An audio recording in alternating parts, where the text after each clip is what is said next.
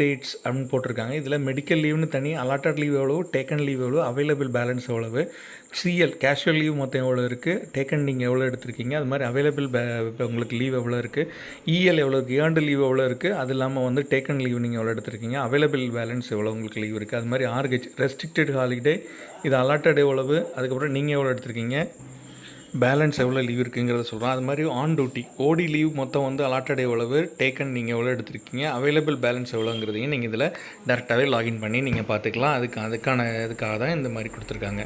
நம்ம இப்போ அடுத்தடுத்த செக்ஷனுக்கு பார்க்கலாம்.